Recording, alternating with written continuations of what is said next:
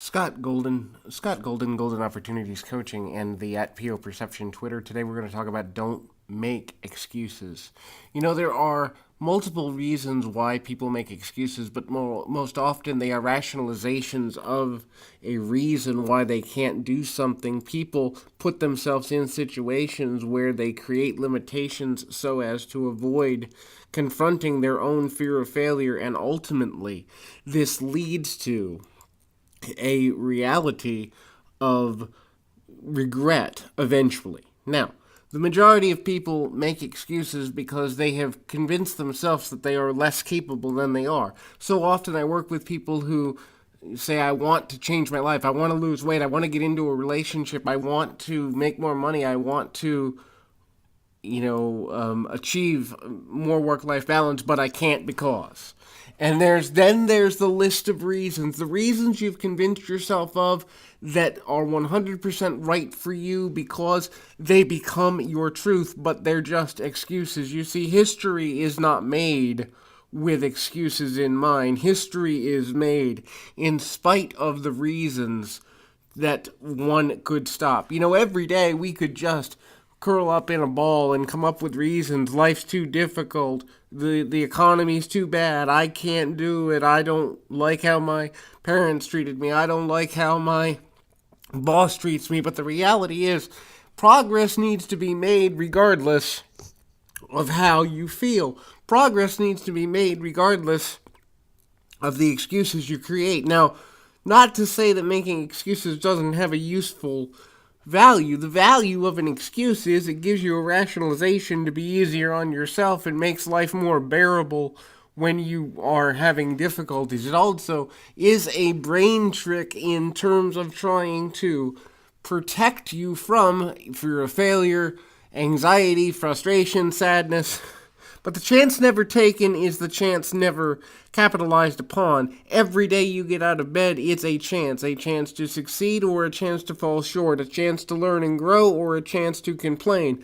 You choose the choices and chances you make based on the actions you take. There is no one in any moment that can take away your power of choice, even when people are at a place within themselves when they are talking about, the things that you want or the things that you can't do. And there will be people who tell you what you can't do.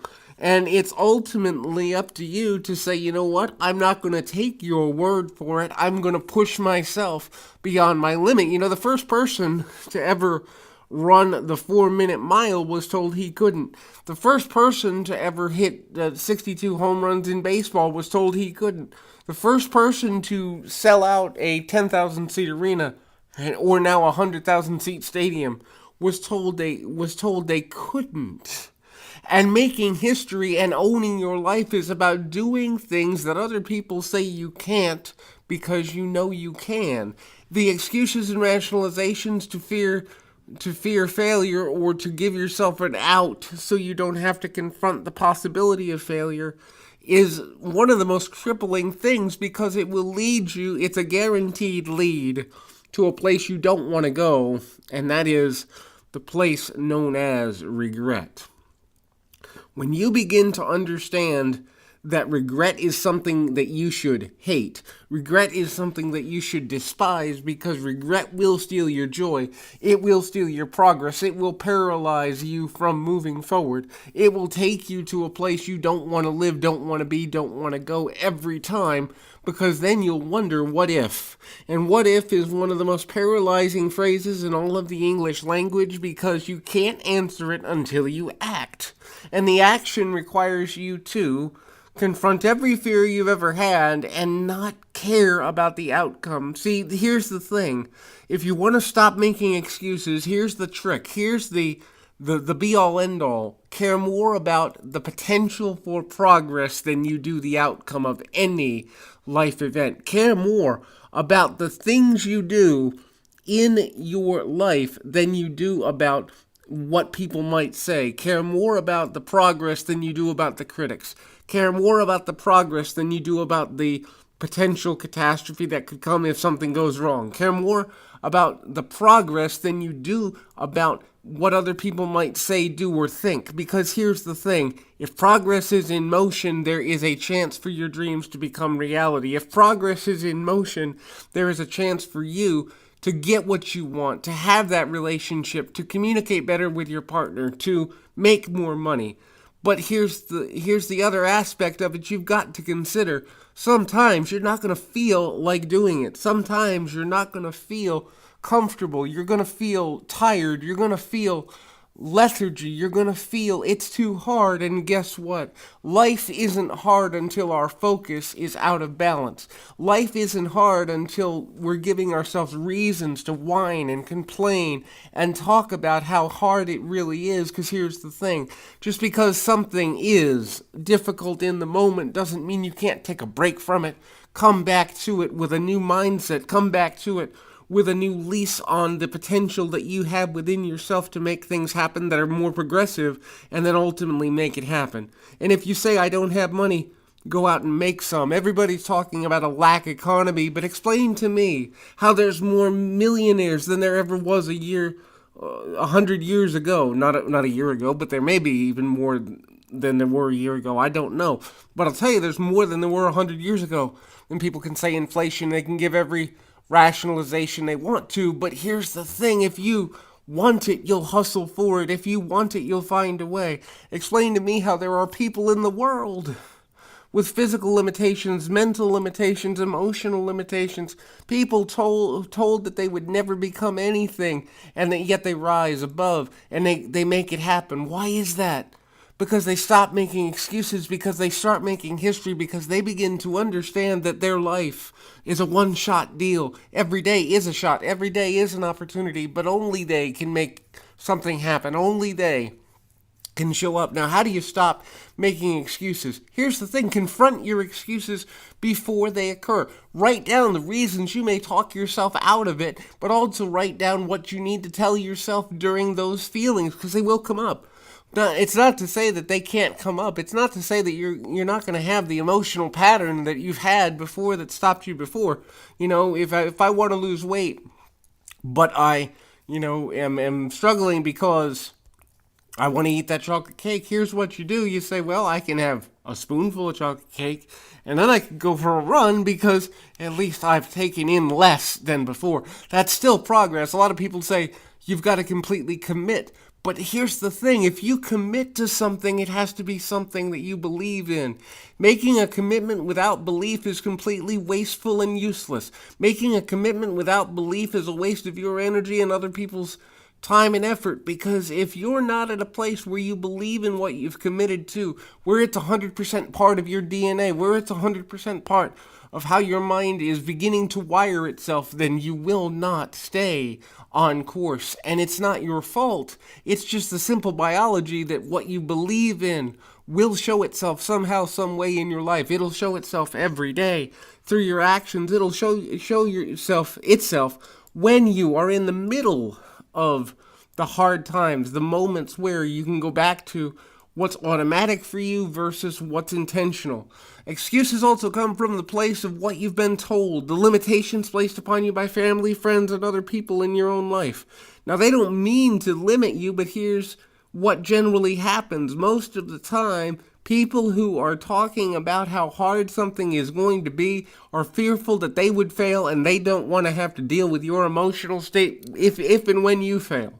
So it's easier to tell you not to get started because they don't want to have to watch your pain, because it will remind them of the chances they didn't take, and then that becomes even worse. Then they're looking at the world saying, see, nothing can ever get better for anybody. There's no reason to take any chances. This isn't worth it. And so here's what you do. When somebody says to you, don't take that chance, you say, you know what, regardless of if I take it or not, I believe in my ability to respond to whatever's in front of me. Whatever circumstances come my way, I can blast through them. I can go into beast mode. I can make something happen even when I don't know how it's going to happen. Now, there'll be moments where you're ready to cry. There'll be moments where you're ready to quit. And it's in those moments where you keep that journal that we talked about just a moment ago of the reasons why you shouldn't quit when you want to, and you refer to it and you say, yeah, I remember feeling this way. See, your feelings cortex is where your standards are either kept or lost. When you begin to live through your feelings, what begins to happen is you let them run you. How many times have we said, I'm scared, so I'm not going to do it? I'm afraid, so I'm not going to do it. I'm angry, so I'm going to do this thing. And then an hour later, after you've done something that made you feel better, you're like, wait a minute, I don't want the consequences of that. Every excuse you make has a consequence, and that consequence is lost time. That consequence of lost time is something you can never get back. No matter how hard you try, no matter how focused you are, you cannot turn back the hand of time, trust me.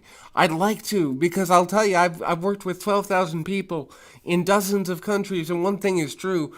If I knew then, when I started almost a dozen years ago, what I know now, the way that I would get through to people would be so much quicker, so much more direct, so much more powerful, impactful. I wish I could turn back time. But despite the desire, the ability isn't there. The one thing we have in this moment is the way we use our time, the way we focus our energy when it comes to losing our way. When we're focused, we get more done. When we're focused, making excuses is just not there. And there's a whole bunch of things hurt too much, but there are people that push through physical pain. Or I keep thinking these negative things. There are people who intentionally change their physiology to change their outcome. There's all these reasons. Well, I should care about this person. They're in my family. It's a long-term relationship, and if I walk away from this person, they won't be able to get where they need to be. I'm not saying don't care about people, but here's the thing. When you care about person more than you care about progress, what you're doing is you're sacrificing your own outcome in a lot of cases for the benefit of somebody else. Now, it's generous to do that if a person's in an emergency situation, but it's foolish to do that if the person isn't moving towards their own progress and change. And most often what happens is progressive-minded people get tied up with limited-minded people, and then both of them lose because the limited person has a reason or has someone that they can scapegoat who makes life easier for them. The progressive-minded person drops to the level of energy of the limited person, and then both people spend years, weeks, months complaining about or having difficulty with not making the progress that they want. Life is a one-shot deal. Life happens, and here's the thing. Everything you want, regardless of what your parameters are, your race, your age, your background, your educational ability, all of it can be shifted. All of it can be changed.